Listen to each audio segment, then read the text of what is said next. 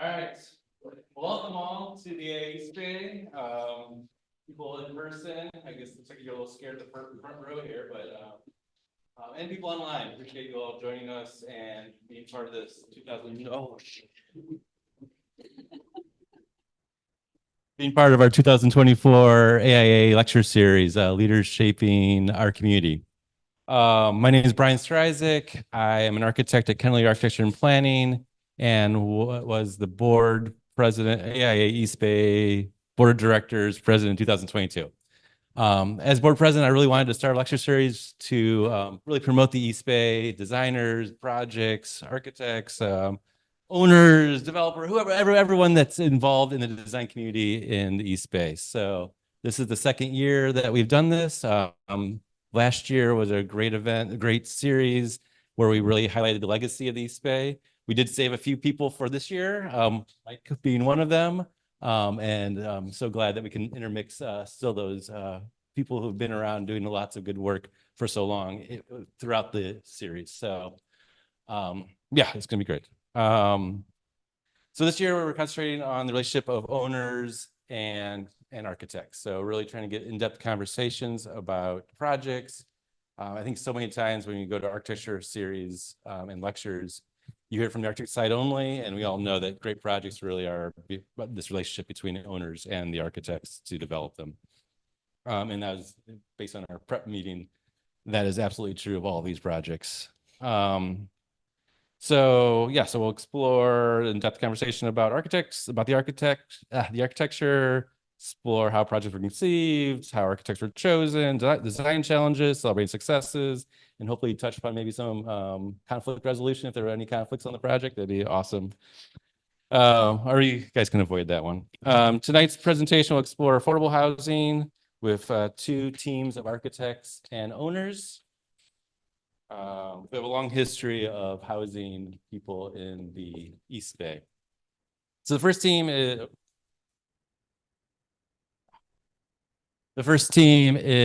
Mike Piatak and Liz Probst. Mike Piatak and they're talking about Casa Arabella in Oakland at the Fruitvale District. Mike Piatak's been practicing or started his firm Piatak in 1984.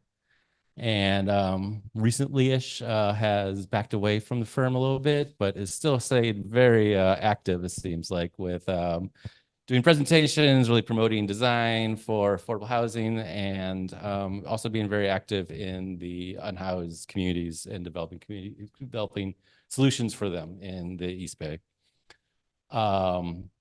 I've had the pleasure of having many conversations with you, Mike, and you're just a very insightful person, and just the way you approach affordable housing and the society overall, and combining that is an idea is really exciting. So thank you for being here.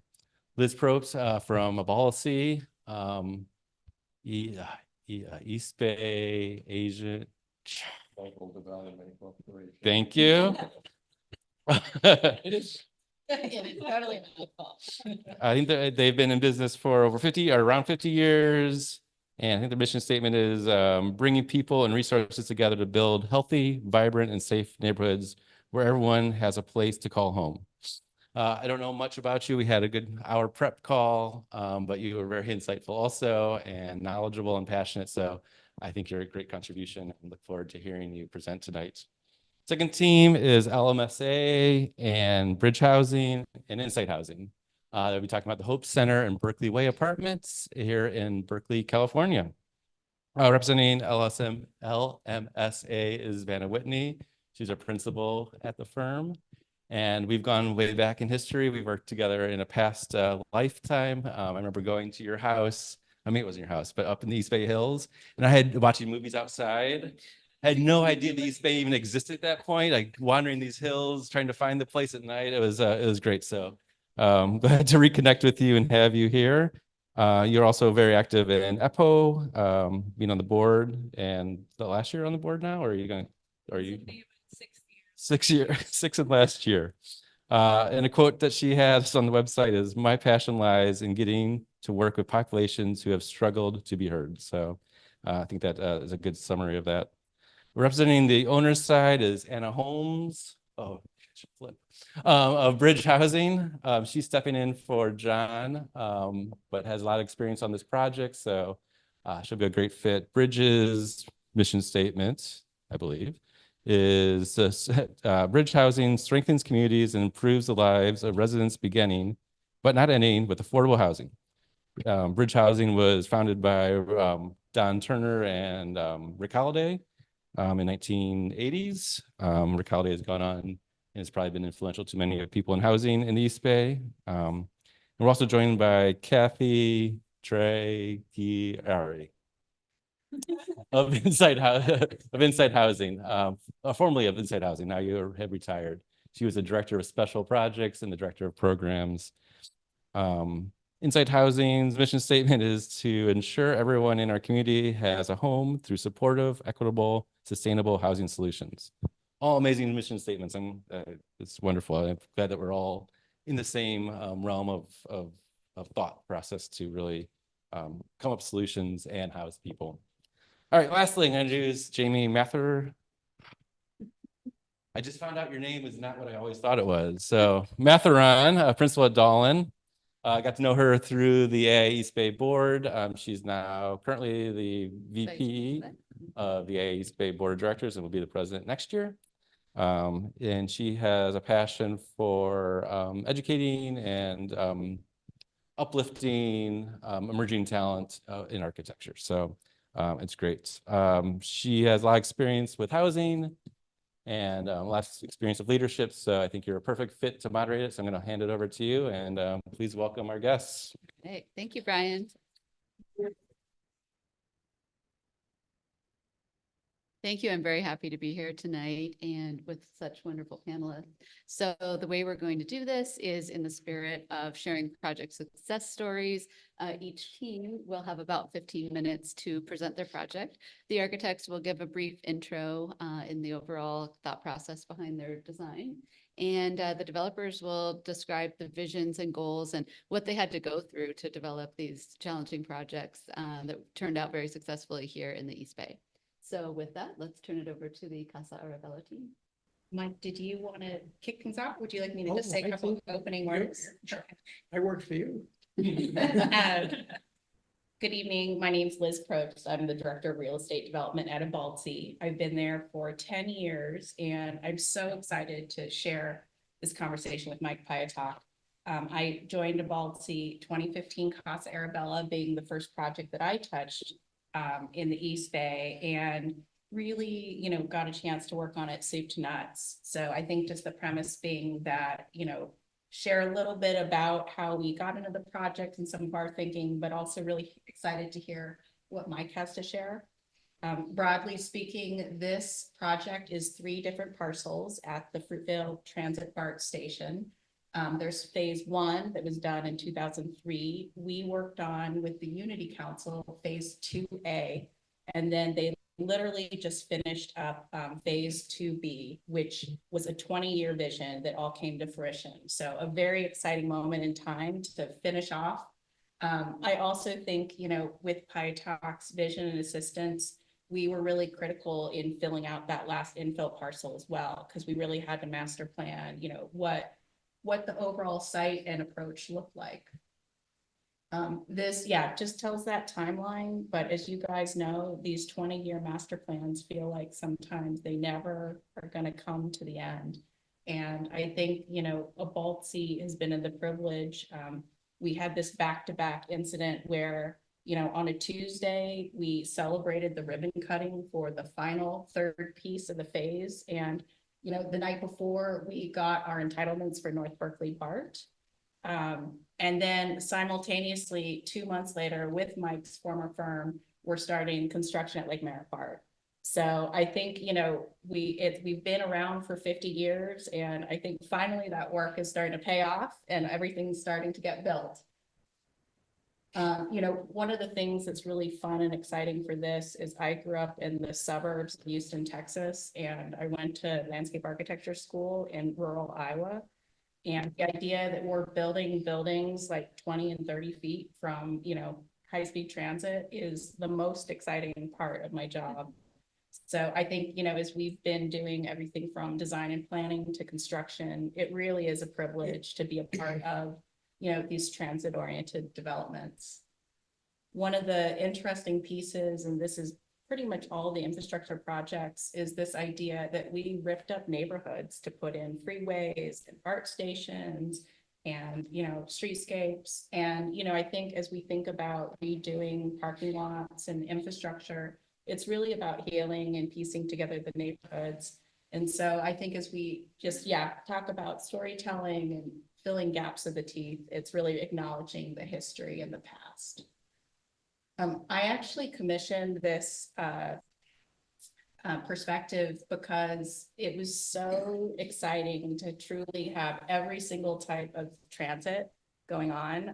There's the obvious stuff like BRT or the BART trail or parks and, trails, but even just having like the airport or the ferry or, just all these elements that all came together in the Fruitvale neighborhood was a very engaging and exciting project. One of the things you guys at least know or intuit is just these, protracted funding processes that we go through on the development side. This project entailed 3.5 tax credit applications amongst the other, dozen or so different efforts to try and get the money. When we look at the per square foot and per unit cost, I mean, it truly would be double at this day and age. But just this premise being that, on the development side, we're just constantly seeking money and trying to get, these exciting projects built.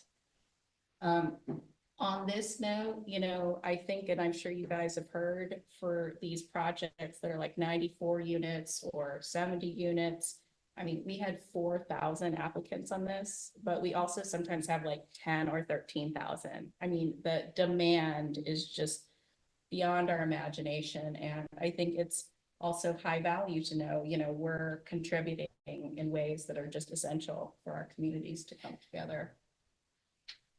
This is just illustrating all our public-private partners that go into these deals. It's, my absolute favorite part of what we're doing here is, thinking through like our shared and common interests as well as our differences and negotiating with the city, the county, BART, transit, rail, and so on. But it's really just a combination of, sometimes competing interests, but more often than not, our common vision for affordable housing and placemaking. So I think, as I was on the phone with Bart today, it's exciting when you just see that common goal and it's like how to get there together.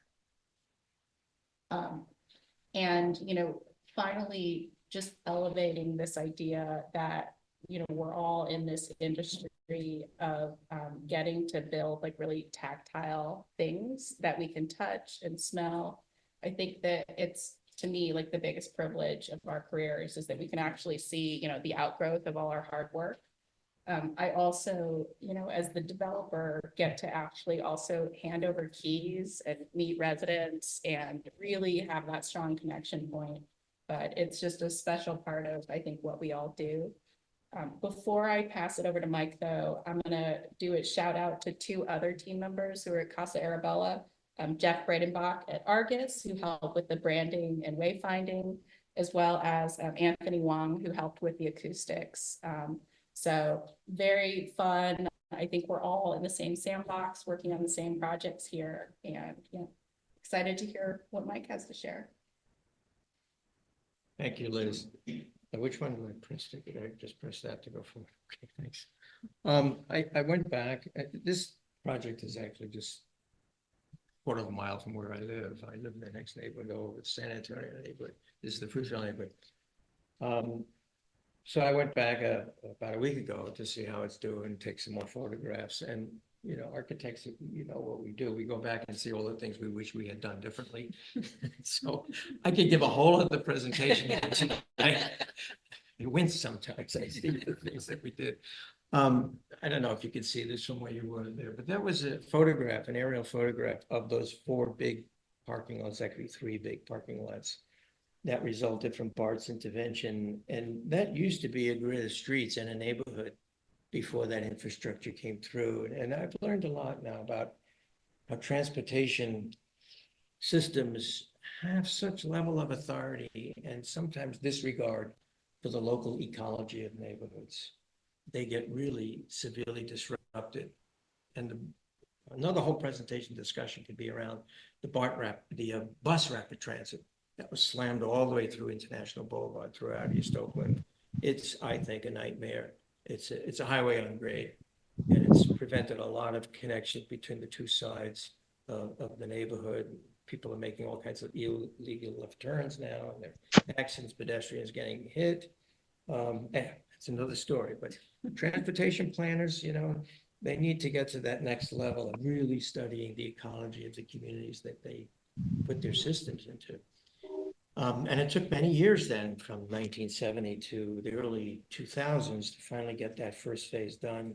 Ernie Vasquez's firm was the architect for that. And it's housing, there's retail, there's a clinic, the La Raza Clinic is in there, and shops and restaurants. It's a really great, vibrant pedestrian walk. Can you point with this thing? No, anyway, you can see it in there. It's a pedestrian walkway. That gets people from the BART station up to the neighborhood, and they pass by all that activity. And then our phase came in. You called it 2B, 2A. We were 2A. 2A is that triangular piece there on your far right. And as Liz said, the final piece, again, Ernie Vasquez's firm did the final piece. So now it's complete. And our job was, as she said, to take care of and look at how this was going to work in this tight space. And we'll start out with the section there, because I think that best tells the story. We only have to park 0.5 cars per unit, and there are 92 units, so we have about 46 cars, I think, in there, in the garage. So we could push it off to the side and not be a podium underneath the entire development, we cheer when we get to do that, because now you have a real courtyard on the ground, real trees, real planting, and you know that in time it's going to be a really lush, shaded place. The other thing that we do, and you see that on your far left, right? Far left. All the largest units, the 3-bedroom townhomes, the 3-bedroom units, we put them into 2 stories and we stack them.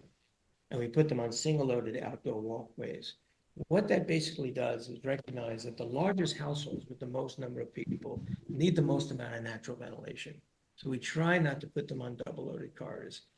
You have to, after you reach a certain level of density, you can't avoid the double-loaded car. But we found that just under 100 units per acre, we can usually get a good piece of it off these single-loaded outdoor corridors, allowing for windows on both sides of the dwellings. And then as 2-story houses, the bedroom levels are out, not on the walkways. It's the kitchen, dining, living that's down on the walkways. So we got all the 3-bedroom units then out on the street side. And we put all the 1-bedroom units, the fewest number of people, out along the BART side. And so I think the text says it there. What did we get? We got 12 units or bedrooms that directly face BART. That's their only option for light and air view.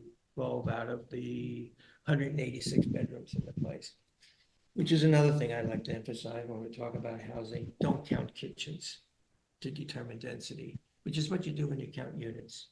A unit is defined by having a kitchen. And you say 96 units are in here, you're really saying 96 kitchens. It tells you nothing about how many people are really living in it. You got to count the bedrooms.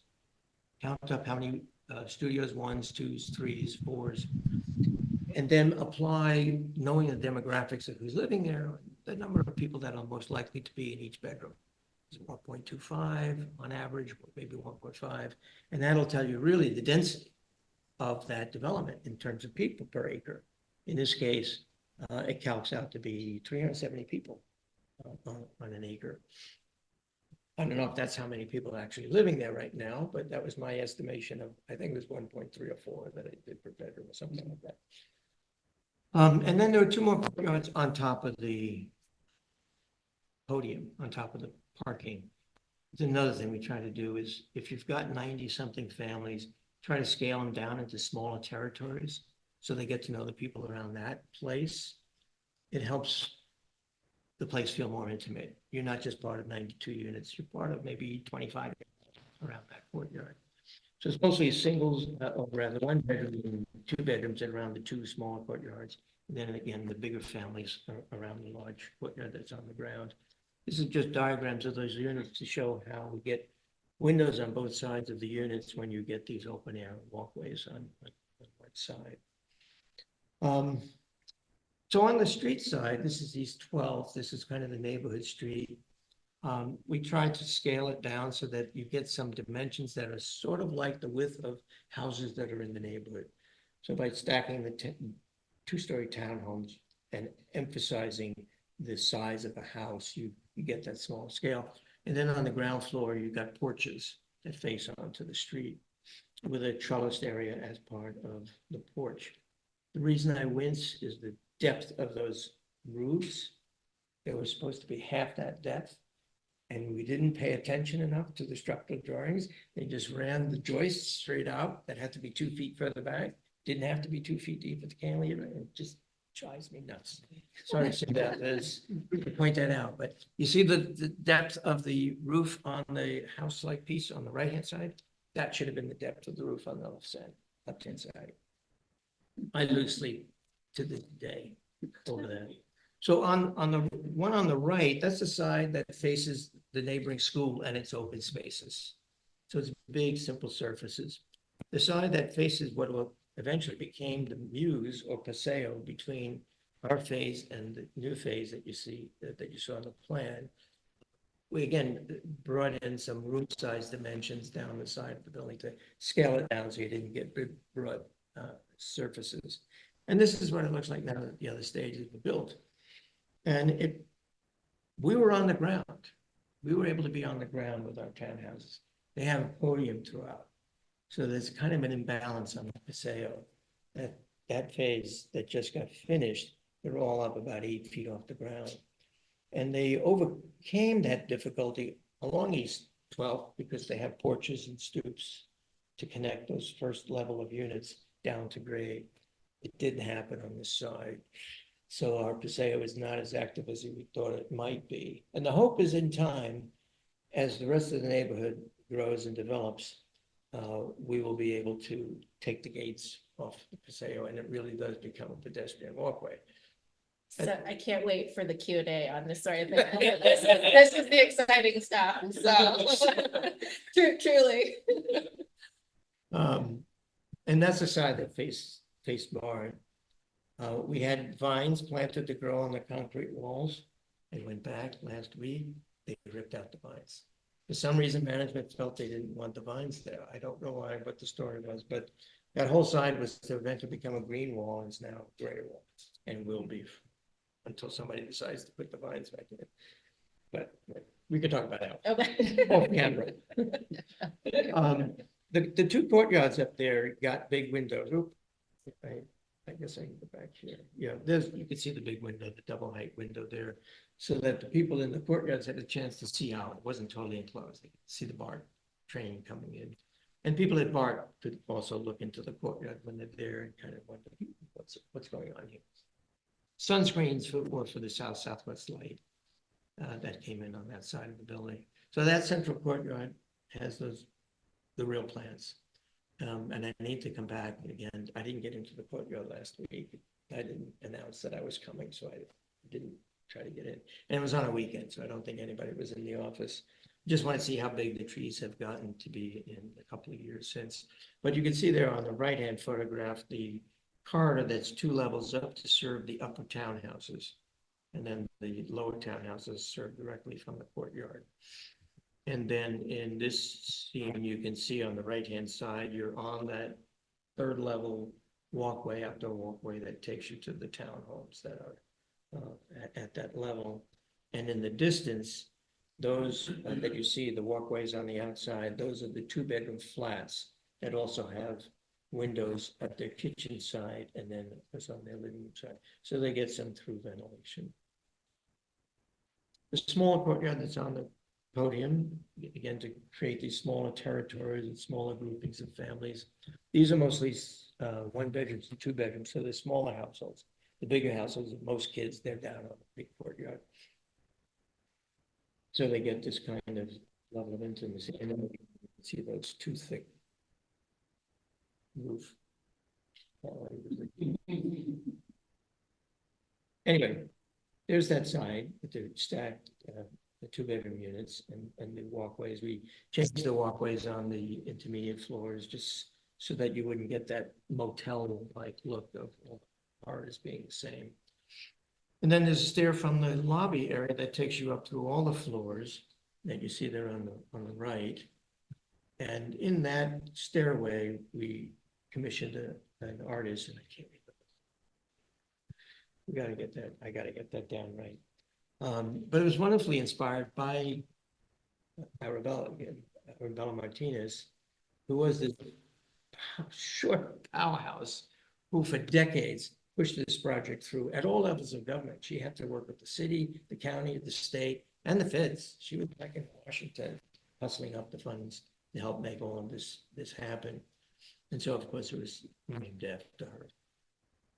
And that hummingbird then is really a symbol of Arabella, and it runs up the mural runs up the whole stair. And at the end, the very end, we applied these birdhouses. We built them on my back porch to put on the trellises next to each of the ground floor porches, in the hopes that some birds will begin to come here. I mean, birds probably not, but some kind of birds. And we've done this probably on 15 or 16 of our projects over the years, and they always get birds. But the difference is that those projects are probably set back 10 to 15 feet from the back of the sidewalk. And there's enough landscape in there to set the mood for the birds to want to be there. These are right on the sidewalk, right on the back of the sidewalk, maybe 2 feet back. And I did not see any signs of birds in there yet after 2 years about. It's been out there 2 years.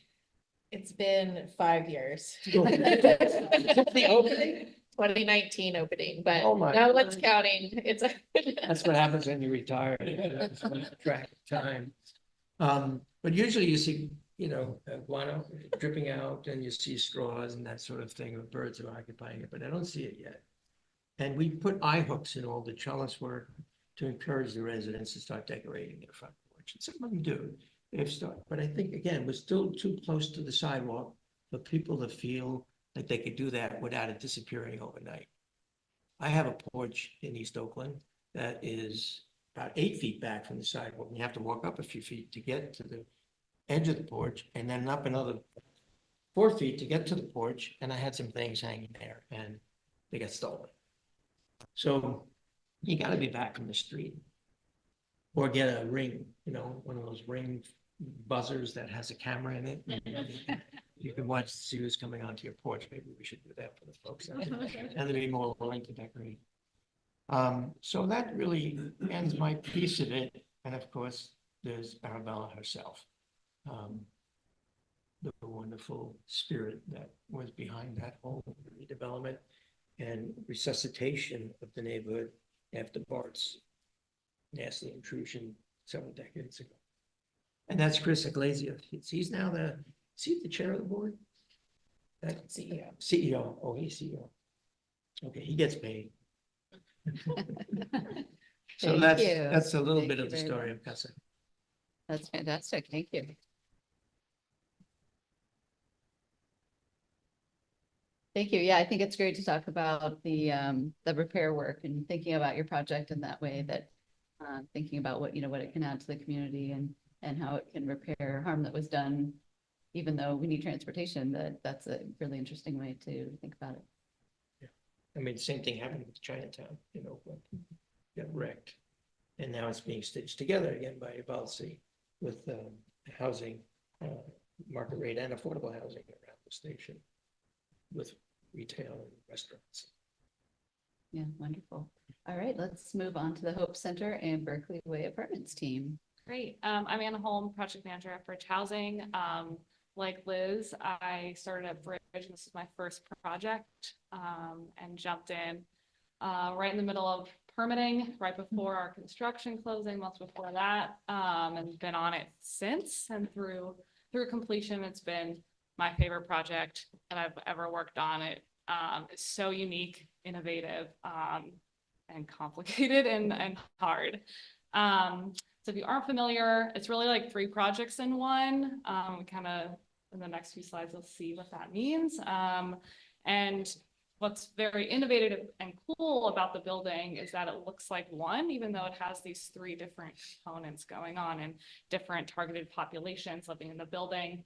And I think that there was intent and purpose behind that. And really, it was meant to like merge services and a variety of different populations and housing types into one building.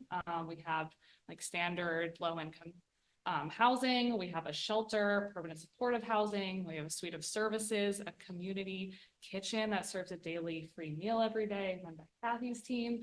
And so it's this just like mix of different uses in one space. And again, like looks like one building that has all of this going on. And we put this image here to show what the project looked like, you know, before there was anything built there. It was a surface parking lot. And many, many years ago, I forget when this started, but Terry Light, who's the executive director at Insight Housing, you know, it was her sort of idea that spawned this project. And she's a big advocate for housing and for shelter, or shelters in Berkeley. And so the city of Berkeley issued an RFP, and Bridge and Insight were selected to develop Hope Center in Berkeley Way. So that's how, it's a little bit of the background there.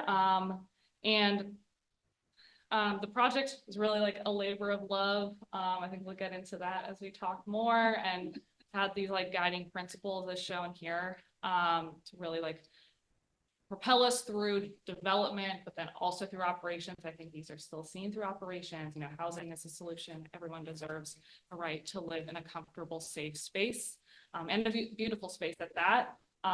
Needs and obstacles are diverse. I think that's obstacles in development, in construction, design, permitting, but also in operations. There's a lot of challenges that go on, especially with the populations that we work with at these buildings. And then the power of community of the folks living in the building, how it touches the rest of Berkeley. It's Berkeley's, you know, biggest housing development for homeless or formerly homeless folks, and it's just a huge milestone for the city. So this is a snapshot to kind of demonstrate the 3 different components of the project, and this was like my first visual when I joined Bridge to kind of explain Berkeley Way and the Hope Center, and I thought it was helpful to see the 89 units of just standard low-income housing for 50 to 60% AMI. And that's owned and operated by Bridge. And then that has tax credits as well as the permanent supportive 53 units at the Hope Center. And at the Hope Center on floors 3 through 6 are those 53 units of PSH housing. On the second floor, you have the 32 shelter beds for adult men, and then 12 transitional veteran beds in dorm style units. And then on the ground floor, there's the community kitchen I mentioned, the services suite, a community room. So has a lot going on. I talked about this up front, but Berkeley Way also has a community room, laundry, a ton of bike parking, a huge room for bike parking, courtyard, playground, and there's no standard car parking, which might be something we talk about as a challenge in the panel. Then the Hope Center mentioned that there is the free daily meal out of the kitchen every day. That's honestly like one of the most beautiful things about this project. Like, I volunteered a couple of times in the kitchen and seeing all the people come through and talking with them and interacting with the chef there. It's just like such a heartwarming experience and makes this project so unique. And there's also community spaces, indoor and outdoor, laundry. There's community rooms on several different floors in the building for people to interact. And then we have a 24/7 front desk staff member. So financing, Liz also mentioned this, a lot of different financing sources on this project too. This is an expensive project, particularly on the Hope Center side where we're funding a lot of supportive services. So it took a lot of people, a lot of funding applications, a lot of partners to come together. I think we have 4 state sources on the Hope Center side, a lot of applications. And then 1 on the Berkeley Way side, we have City of Berkeley money, Alameda County A1 funds, tax credits, private loans, construction loans, perm debt, and donations. And so, yeah, the challenge is there. We just needed a lot of money for operation services. We capitalized a massive operating deficit reserve to help through operations if there are deficits in our cash flow. And the other challenge, yeah, just getting all that financing together took a very long time. And I'll hand it over to Kathy. Yeah. So again, folks, there are 4 programs in the Hope Center. As Anna mentioned, there's the 53 units of permanent supportive housing, and those folks are placed through Alameda County Coordinated Entry Program. And so, you know, people are assessed and they can come from anywhere in the county. I think it was great. I was placed on the project from Inside Housing, which is, I think, somewhat unusual as a services person. Wait 6-7 months before the project was complete. So I was able to assist other communities with, hey, let me help to get all the paperwork. Let me help to get transportation, anything that your person needs in order to get them successfully moved into the Hope Center. I think that was a huge benefit. And again, we were lucky enough to do it. Also, Inside Housing, we were a Berkeley food and housing project for, I think, 50-something years. So we're in the community, we have been in the community, and we're known. And I think, you know, we also had a leg up on county relationships because we have county contracts and we have city contracts. And so in the county, you know, marketing. So, you know, sort of taking on the road with other providers. Hey, here's some slides on what a unit looks like. This is what the program is going to be like, and trying to encourage those providing workers to, hey, keep going, keep helping your client to get in here. It's a reality, because I think sometimes social workers, case managers tend to give up with, oh, you know, I didn't need the 5-day deadline, etc.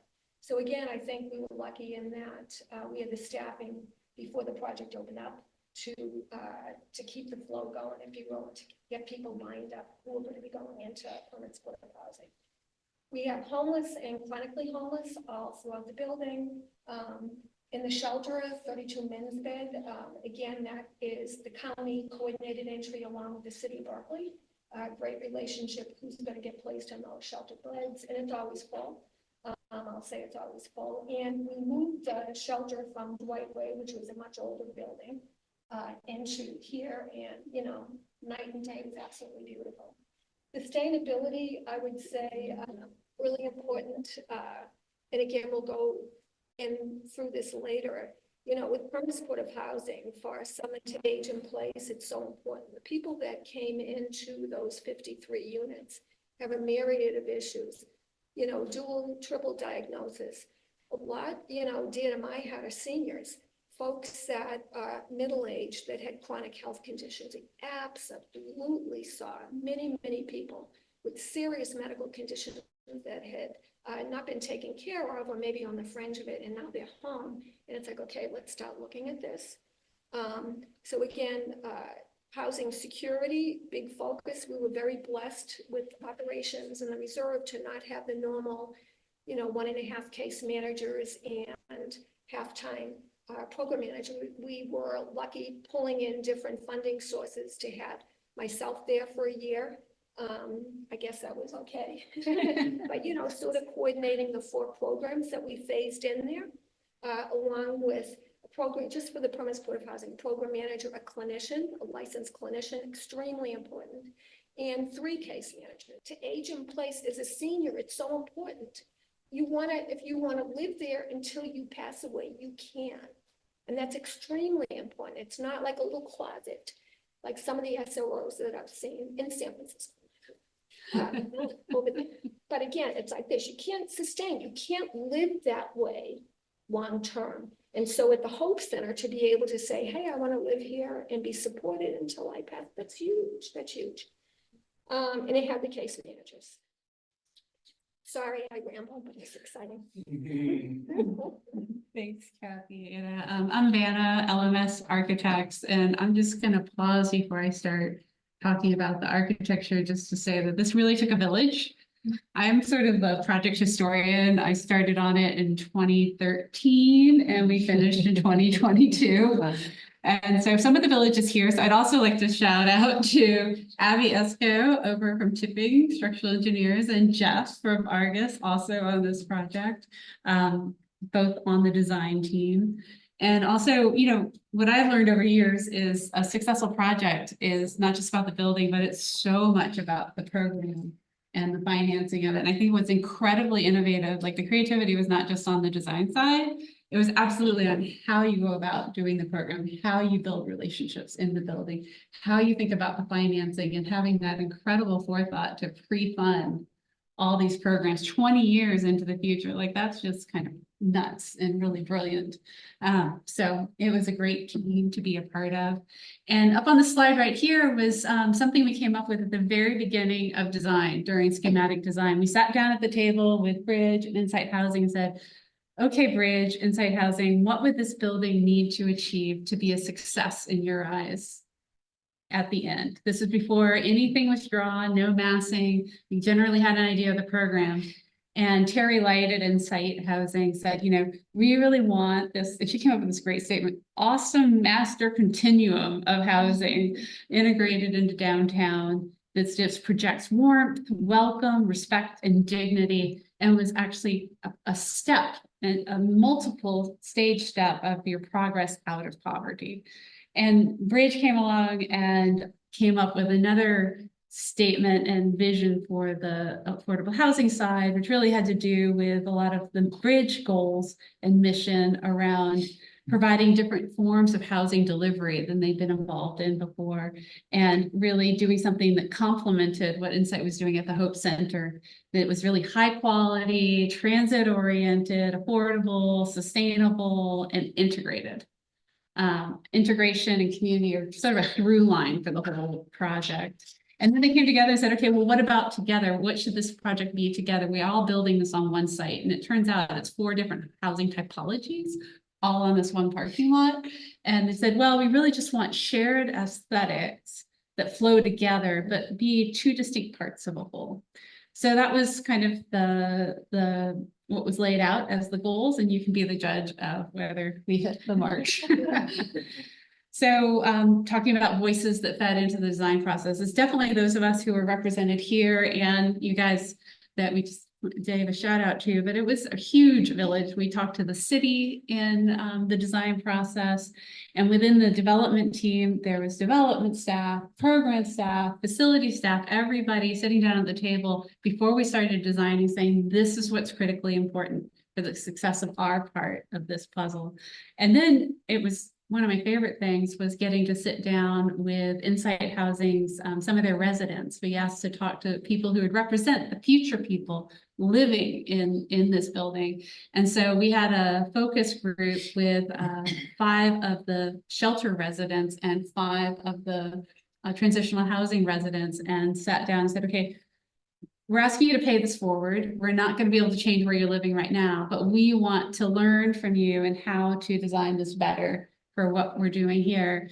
And what makes your housing really successful, what makes it warm, what makes it feel like home, and what's not working for you right now. And the amazing thing is we sat down and one guy from the shelter typed up an entire 1-page single space agenda and said, this is what we're talking about. And I tell you, 90% of everything on that agenda are in the community room, in the dining room, in the shelter. It was phenomenal. And then also we do post-occupancy evaluation. So we use that, what we learned from our last project, to push into the next. And this is a diagram of what Anna and Kathy have been talking about this being, you know, I think from a funding perspective, it's a 3-part building. From a housing typology perspective, it's a 4-part building. And that idea from the beginning of this is a step from progress out of poverty. The diagram here sort of diagrams the idea that you might come in for a meal. After you've had your meal, you might be invited to stay for services or to go to the shelter. Or you might be a vet and you might actually get involved and stay at the transitional housing. Once you've been there for a while, you've probably been having some meals with people down in the dining room, and you might learn about the permanent supportive housing and you might get referred there. From there, you're learning about the people next door at the Bridge Apartments. And eventually the goal is, as Kathy was saying, it's actually happened, that you would then be able to move into permanent supportive housing. And then the circle goes around, because once you're in permanent supportive housing, you might come down for a meal or volunteer in the kitchen, and the cycle continues. So it's sort of building community throughout all four groups, not isolating community into one. And one thing that Kathy likes to talk about is know us and them.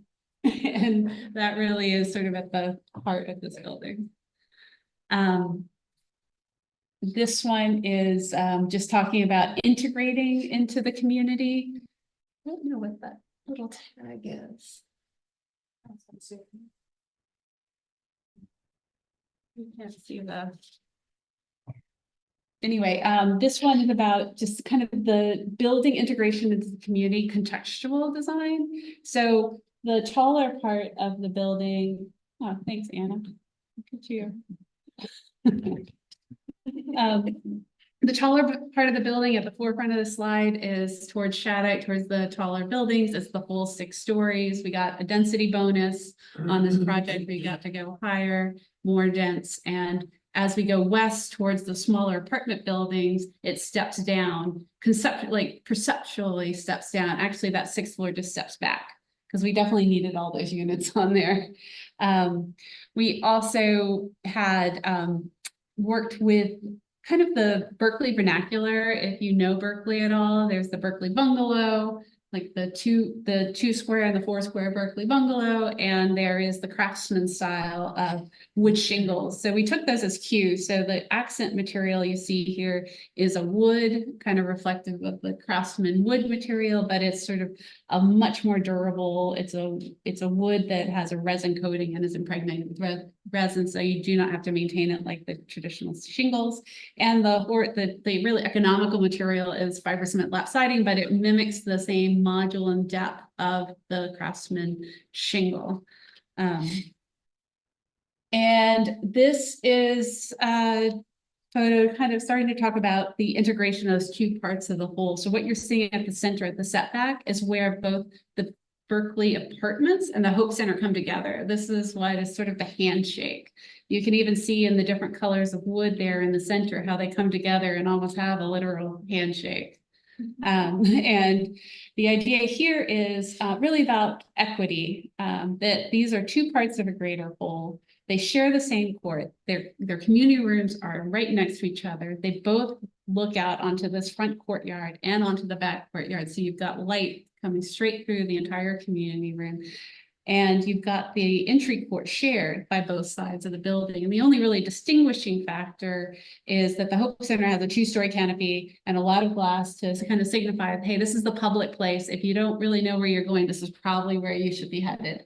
And that on the other side is the Berkeley Way Apartments. It's just styled like a traditional apartment complex, single story, like this is where you're going if you know where you're going, because that's where residents and their guests would go. And then again, I said a through line is around building community, whether it's affordable housing or permanent supportive housing or a shelter. I think it's probably even the most strong in the unhoused community, like the idea that you're coming from a very, very, very strong community when you're unhoused. You really rely on that community so much. And when you become housed, there's a chance you become isolated. And we really want to prevent that. So how can we create spaces that encourage community building? So we've spent a lot of time and many hours talking about the different amenities and sizing, and they ended up being quite generous because I think that the emphasis was on this community building, whether it's the dining room, which is on the top left, or the courtyard on the bottom left, or the community room on the bridge side, creating spaces that people wanted to be and would spend time together.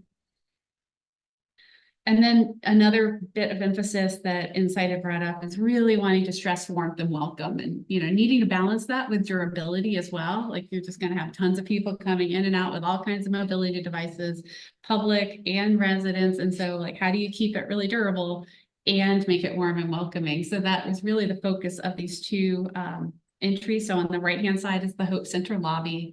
The idea is that you come in, you feel welcome. It also feels safe. It feels comfortable. And on the left-hand side is the bridge lobby, where it feels more intimate, But again, welcoming, and you can see straight out to the courtyard.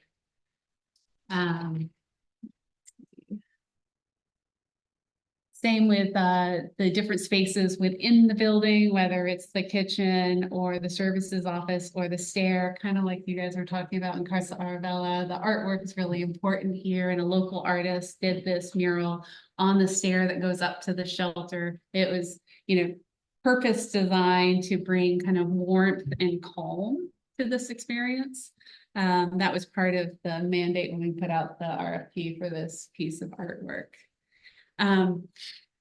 So on the bridge side, mission statement, high quality and affordable, like the real emphasis here had to be on right sizing the building. The density here is incredibly dense. It's 187 units per acre, and that's not talking bedrooms. Some of these bedrooms have 32 beds in them, if we want to talk density. And so to get all of that in there, we just had to be really thoughtful as a team about right sizing everything. So maybe we were talking about this the other day, like the upstairs trash rooms were really, really tiny, but that meant we got more bedrooms in the space. And the spaces like the studio on the left is one of the permanent supportive housing units. It's quite small, but you've got all these generous community spaces to go hang out with other folks. And then sustainability, that was another goal. And we always think it's super important to integrate it with affordability. Like look at it in terms of how can this serve the long-term success of this project? So it's designed to reduce energy use by 60% over the baseline. It has solar electric on the roof to help power the building. It has solar hot water with a 70% solar fraction.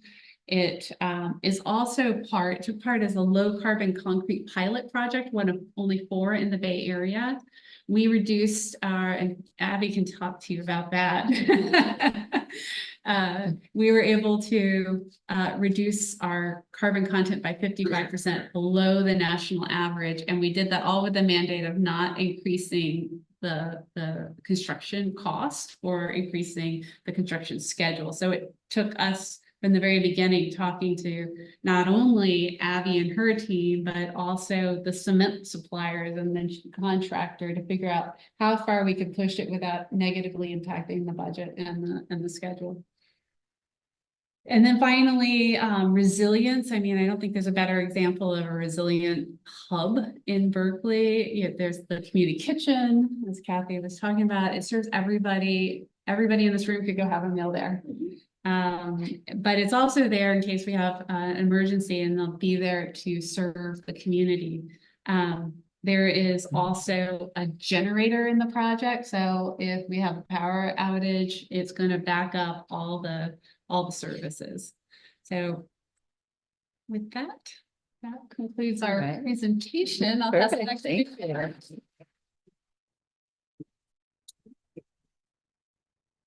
you. Do we have another slide? But what's that? There, yeah. All right, perfect. And the Hope Center recently won an AI National Design Award, right?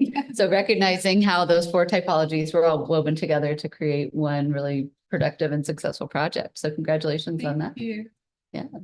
All right. So we'll get into some conversation now with our panelists.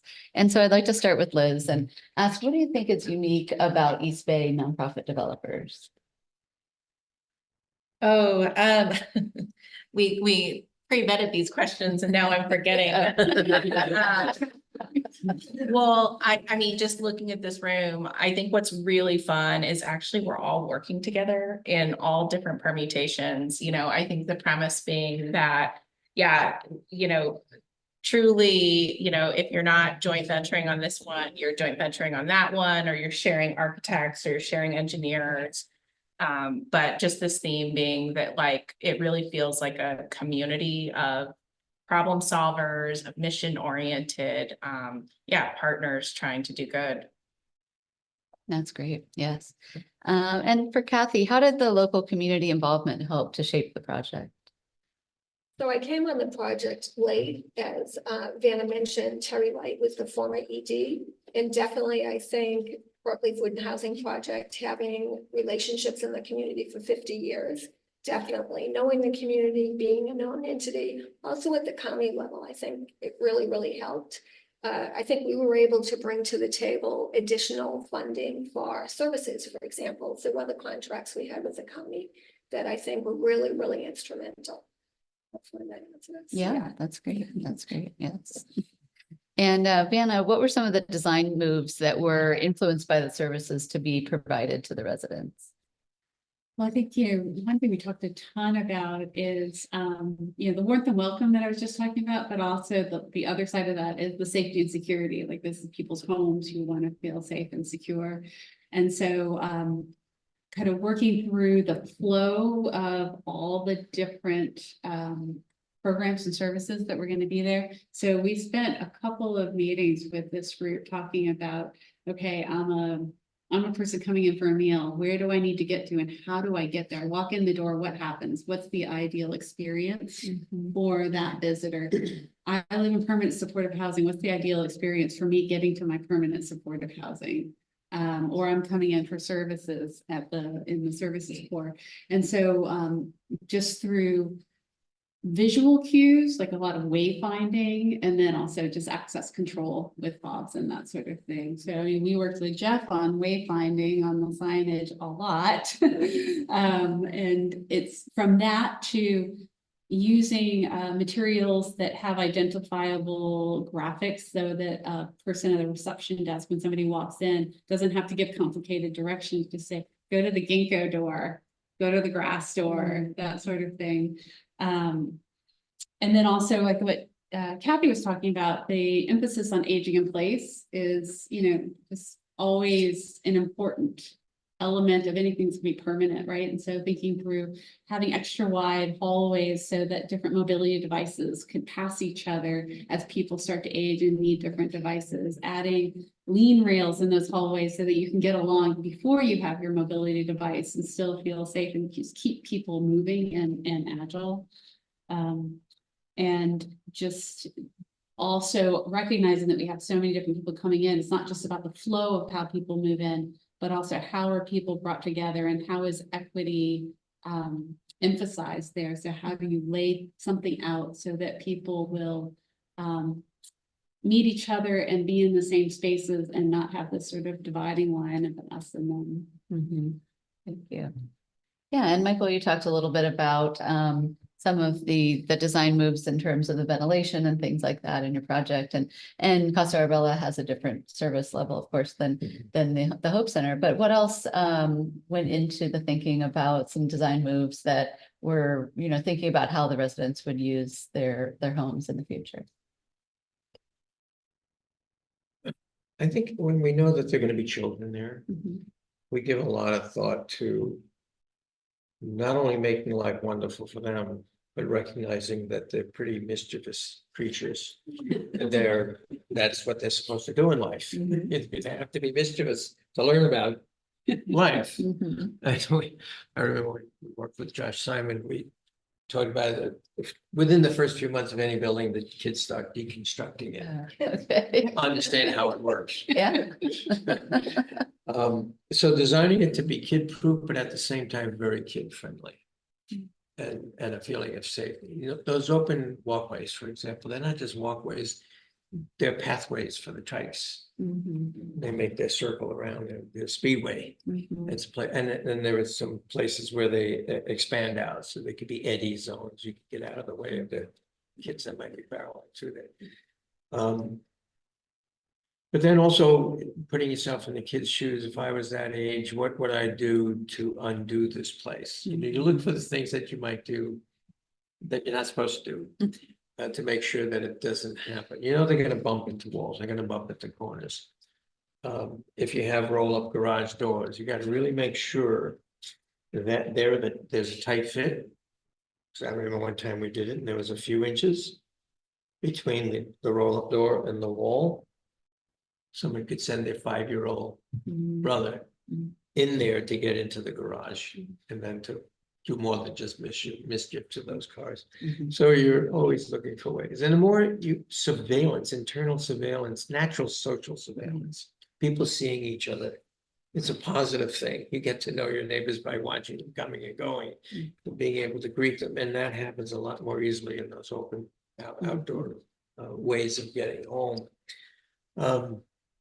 than it does in some other more enclosed spaces. So building in that natural social surveillance, and then looking for ways of scaling down, as I said earlier, scaling down the numbers into smaller groupings. So you get to know the people around that courtyard, and you know the people around this courtyard, and we know the kids and the families around this courtyard. Setting up these different territories to scale down the numbers of families into smaller amounts where you can really know, oh, that's so-and-so's kid. He just did that, and I'll make sure his parents find out. Yeah. You know who they are. Yeah. So that's some of it. Yeah, I'm working with some homeless folks now, and this outdoor walking home is really important. Because they've been living that way for years. Mhm. And they all talk about, now they're in permanent housing, but they're still active in working on behalf of those who are not yet housed. And they talk about their permanent housing. Yeah, it's really nice. I like it, you know, but I can't see anybody who lives here. They're all in their boxes behind these locked doors. It's not like we used to live when we were in our community, where we all saw each other every day, ran into each other, sat down, be supportive of each other, hear about each other's troubles from the day, offer them support. They kind of get isolated from each other. And so you're right, getting them out into those shared spaces so they spend more time there, less time alone.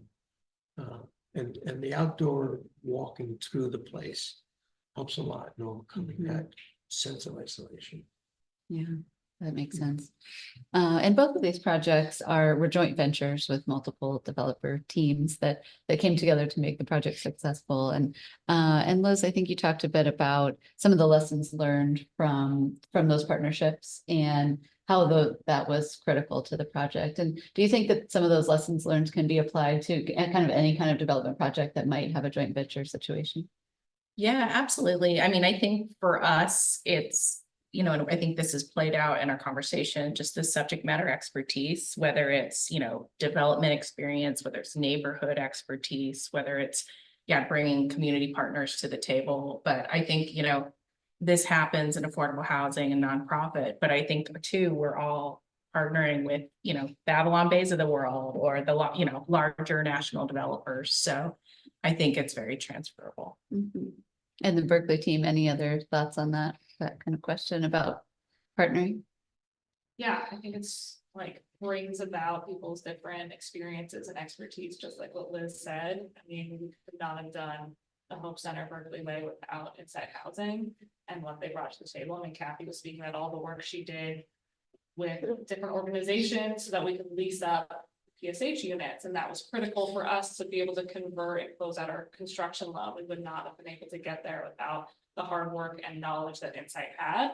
And they leased up their building before the bridge affordable side with our like standard low income units. So like and we did not expect that. And so your knowledge and how that worked and where the levers of change were, et cetera, like helped us. And then our expertise in construction, built the building. And there's a multitude more examples of that sort of relationship. So I think that marriage was vital for getting this project completed and where it's at today.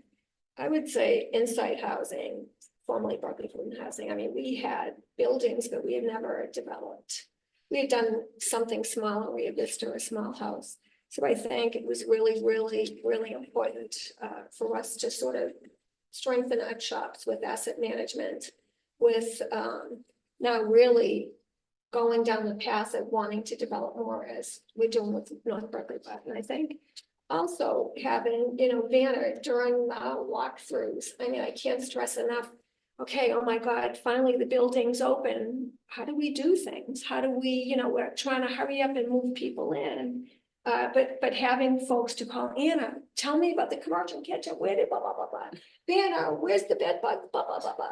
So I think it didn't stop when the building opened. I we'd say it went on for a year and it's probably still going on. You know, what was the vision for this? Or what do we think about that? How do we use this? Or all that kind of stuff. Yeah, I'll Yeah, just quickly add, we had a bunch of legal documents and a lot around the partnership between Insight and Bridge and in operations, and one of those documents lays out it's either monthly or quarterly, forget which, meetings between our property manager, Insight, and us to meet, go over like the financials, how are things going at the building, like that was like into the legal documents where we have to do it, which I think set the tone of just that continued partnership, Yeah. which is necessary, yes.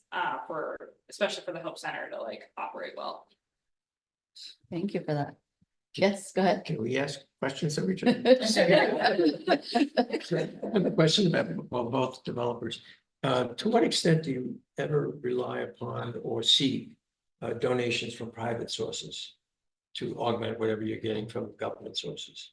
Yeah, Insight brought in a lot, or maybe it was you guys don't, like, you rallied around a bunch of donations and then contributed that for the Hope Center.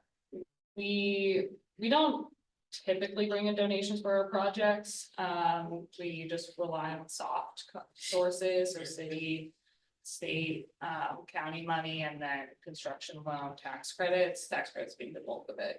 So was it you that bought Roseman? Who bought Roseman? We did. They reached out to us because they were building in the neighborhood and I think wanted to show that they were connected to the neighborhood. Died and went to heaven. Yes. Everyone got a TV because no one, they wouldn't, yeah. Yeah, this one group, Grosvenor, they just big, Yeah. not great developer, gave us a chunk of money that we used to buy TVs for every single ESH unit, which is great. And I think, robust welcome package, because people didn't come with anything except, the bag and a couple of things that are in it. So everything from sheets and towels and everything. The other thing though was we had the contracts with the county, and I think that was a really happy, wonderful thing. And a contract with the city of Berkeley to get the licensed social worker, clinician, and the 2 case managers to beef up the services team. That I think was huge. Yeah. The other thing I thought was really unusual in terms of private donations is nearly every site visit I had during construction, Insight had somebody out there touring a big donor, a hard hat tour. So every Yes. site visit, field report had one little detour of a tour of something, and it was brilliant. We know how to beg. That's good. Good, good. Yeah, we recently finished a project with Catholic Charities up in Santa Rosa, also serving homeless folks, 46,000 square feet of services. $46 million, $1,000 a square foot, all raised through the Catholic families in the wine country. They didn't rely on any government money. It was amazing. They were constantly on the phone, working their Network. network. No. Well, in a few minutes, we'll go to audience questions, so get those questions ready. So before we do that, we'll just do a quick round, everybody down the line. What is one thing you would like to change about the current process to approve and build affordable housing in the East Bay? So just one thing, and I know, so we don't go too long, let's just say under a minute each. I'm gonna go last. Okay. I'm gonna toss it over We'll to go Anna to go this first. direction. I don't even know where to start. I mean, it's like awesome to get through a really big challenge, but there's a lot of challenges. I think one is just like the permitting process is so difficult to navigate and get through. I'm experiencing that on a deal in Sacramento, and just the amount of time you have to sort of bake into your schedule and contingency upon that, the back and forth with the city and the costs associated with paying all your permit fees, school fees, impact fees, it's just substantial. I would love to remove a lot of the red tape involved with that. So that would be my biggest gripe right Thank you. now, government. All right, Kathy? So I'm not a developer, I'm services, but I think leasing up a building. I think that whole debacle of complexity when it comes to you need this, you need that. For God's sakes, all I have are the clothes on my back. And so that is a very intense process. And I think a happy accident, if you will, is they just happened to Insight for whatever reason, said, okay, start working over at the Hope Center. It's like, okay, let me start working with other providers that don't have either the wherewithal or the funding or whatever it takes to get that person moved into that unit. And so that was a really happy accident, I guess you'd say, because it's very complicated and it's keeping in touch with people and it's having transportation and it's having some money to get all the paperwork that's needed. It's beefing them up with, it's gonna happen, it's gonna happen. So for my little world, that was great. Thank And you. maybe working with the county in the future can make it a little bit easier. Thank you. All right, Ben. Well, I think I would go with the government agencies, with the building, not just the building department, like the city departments. There's a lot of really smart people who are really looking out for interest for all sides. What I find though is it gets slowed down when they're often competing interests that need to be sorted out, and having some overarching advocate who could say, okay, you two need to work it out because, you know, you're not going to let the developer or the architect solve this problem for you. And that they could just keep it moving, because the project we slowed down for a year on one topic. Just having somebody kind of being there, watching and making sure that it doesn't get hung up with a lot of good intentions that and hold things up. And a smaller thing, always a wish list item, no matter what city I'm working in, is be able to commit to how certain really impactful codes are going to be interpreted and then stick with it through inspection. Yeah. That would be nice. Yeah. You know, I sometimes make the analogy to good healthcare. In those good healthcare systems, there are many experts who team together around one patient. What happens in these building department permit reviews, they each have their own little silo and they go in a sequence, one to the next. They don't sit around the room as a team. This is our project. Let's work this out together. A lot of differences of opinion between the different agencies gets different departments. It gets settled as a team, and it could be done much more quickly. There's still the problem of whoever approved it all on paper is different from the person who's inspecting in the field. And the inspectors always find something that they disagree with of all those who reviewed it and approved it. And you get these sudden changes that have to occur. I don't know how you ever get out of those things. But having a good contractor who really scours the architect's plans beforehand to look for any inconsistencies or lack of clarity, because that contractor is thinking about they're going to have to deal with all these subcontractors who are looking for every possible loophole to declare a change order and seek more money. So, and this region, another way of answering this earlier question about what's special about the nonprofit sector in this region. I've had a chance to see lots of different regions around the country. About 25, 30 years ago, myself and a couple of friends put out a book on affordable housing in the US, and we scoured hundreds of projects around that nation, distilled it down to about, I think there were 80 in the book by the end. So we got to see a lot of regions. This region is blessed with all the right ingredients. It starts with, there's a School of Architecture and Planning, who turns out good planners who know about real estate development, who go into the nonprofit sector. You get a lot of architects who know about the nonprofit sector, and they make it their niche. They're where they want to work and what they want to do. So they're dedicated. Then you get contractors who realize this is an important niche in the building industry. Let's serve them.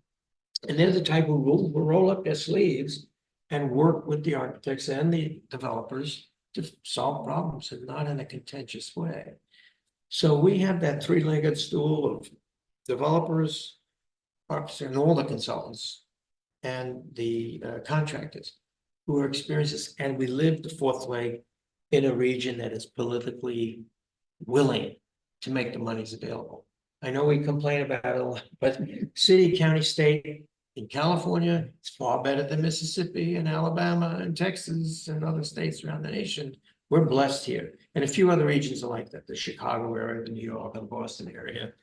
They'll have that network. Schools turning out good people to fill the slots in the nonprofit development sector, in the architectural sector, landscape architect, and all the other engineers that are involved. You got a solid base to work from. There are regions of the country that there's a paucity of good good consultants on the design and engineering side. And definitely a shortage of nonprofits who have built up here 40, 50 years of experience. I remember when I came into the region, these nonprofits were 5, 10 years old. Now they're 40, 50 years old. You can't get more experience than that. And there are regions in the country where they're struggling. Phoenix, 4.5 million people in that city. They got a handful of nonprofits who barely have 100, 200, 300 units in their belt. We're blessed here. Seattle is blessed too, and other cities like that. Thank you. Yeah, definitely agree with everything our panelists said. I think one thing that was very revelatory to me at the end of this project is I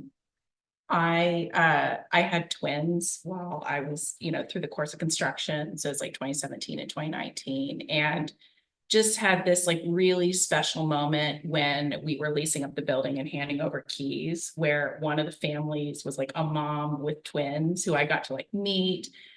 And I also got to go into a unit. This was so invasive, but I got to go into a unit when a dad was showing his kids the unit for the first time. And like, I was there with like a camera phone or something. But I really, it's like we all work on these projects for sometimes 10 years. And by myself got to experience like the most magical moment, of like inception, basically. And I really, because I know these projects have like 500 people, hands and feet working on them. But there was just something magical about like, how can I share this lived experience with like all our partners who, are chipping away.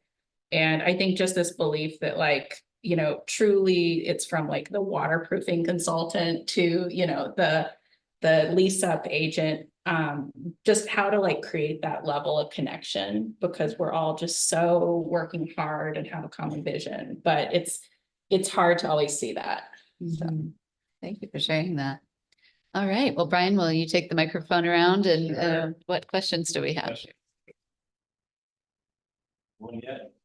Gates, vines, anything?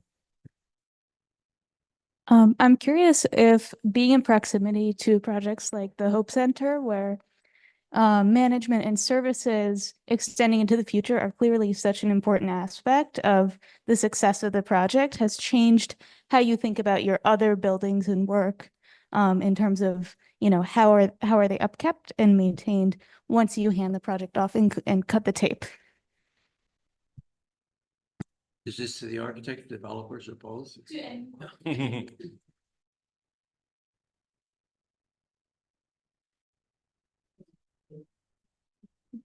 Was it more about the Hope Center or was it just either? If it's true, if working on projects where services are clearly such an important part of the project, changes how you think about, more conventional work. Big difference. You want to take it first? Sure. I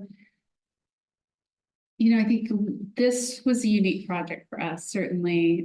We had done a lot of projects of permanent supportive housing already. So we had already been thinking about like heavy services on the ground floor. The unique thing about the Hope Center is there's so many different kinds of services that Kathy's orchestrating over there.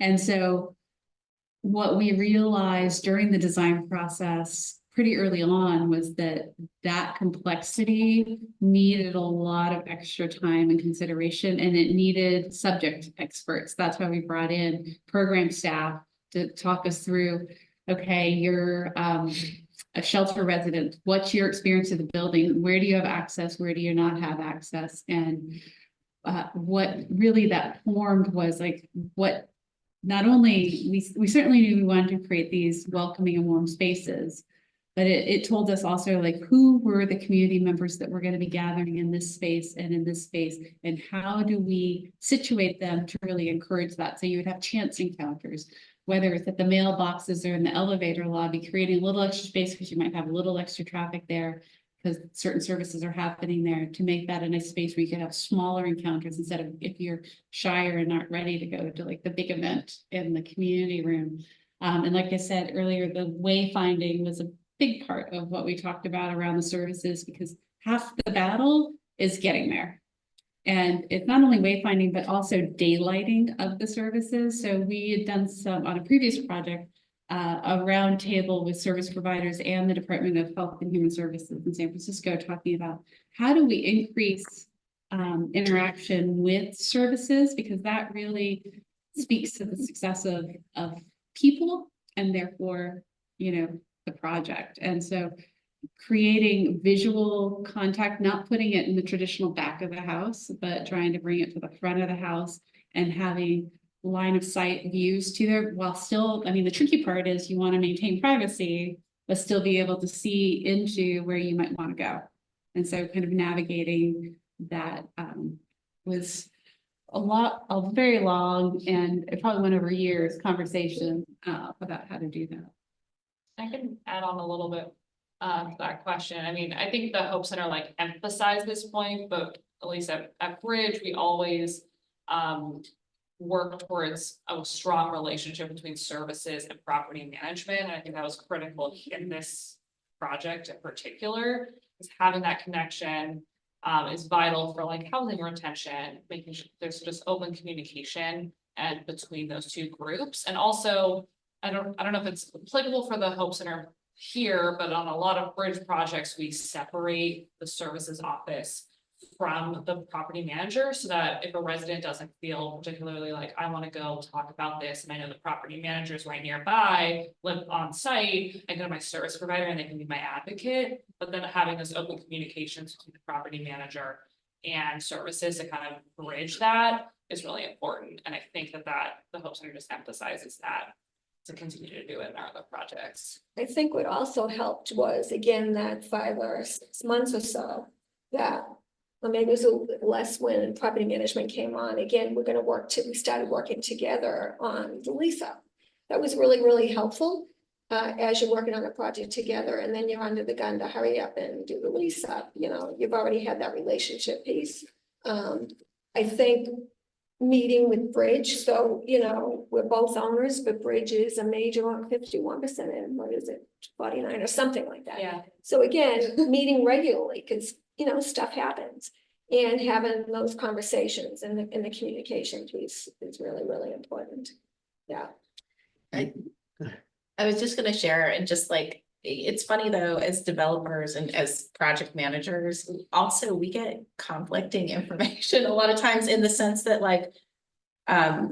I think, as a developer at these multidisciplinary firms, you have a lot of stakeholders internally that you work with. And I think the proximity of property management and resident services is a classic example, where on one hand, just as Anna highlighted, there's a separation creates an opportunity for privacy and the ability to have advocacy.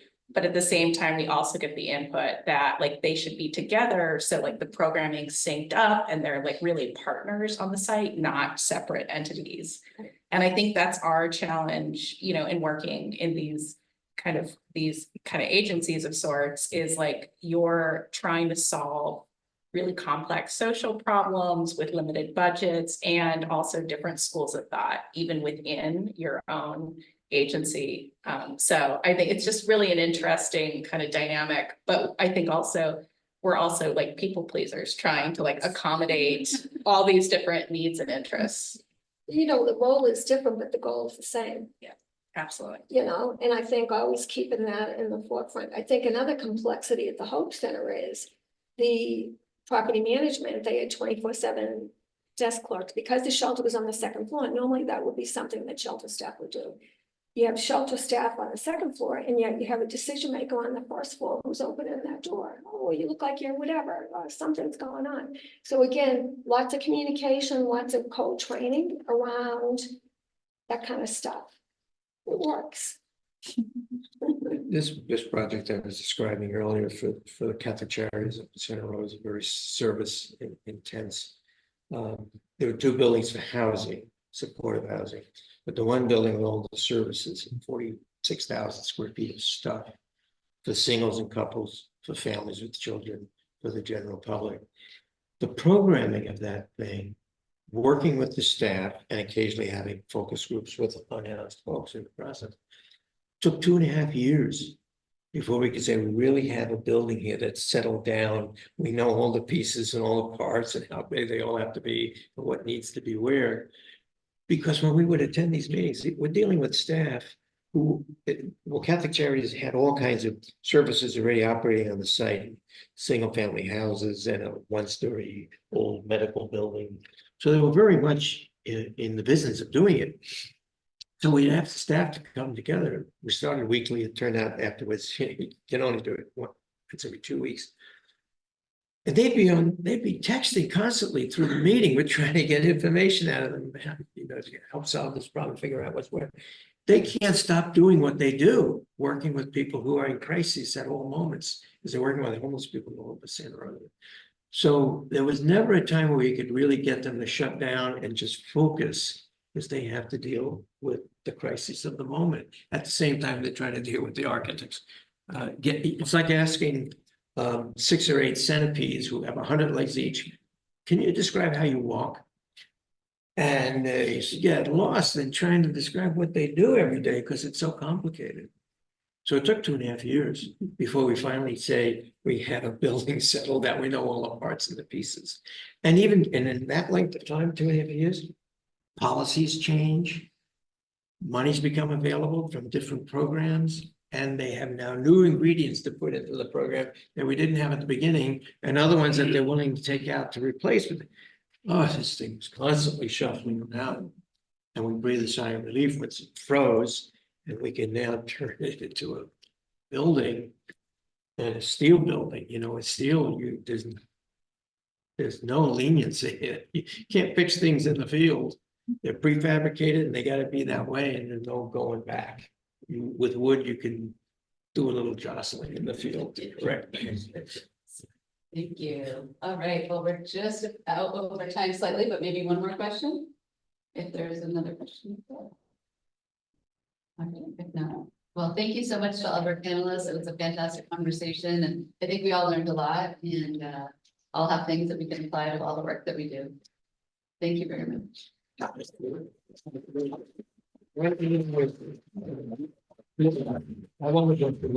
Also, yeah, I also want to thank everyone for being here and all the time you guys put into it.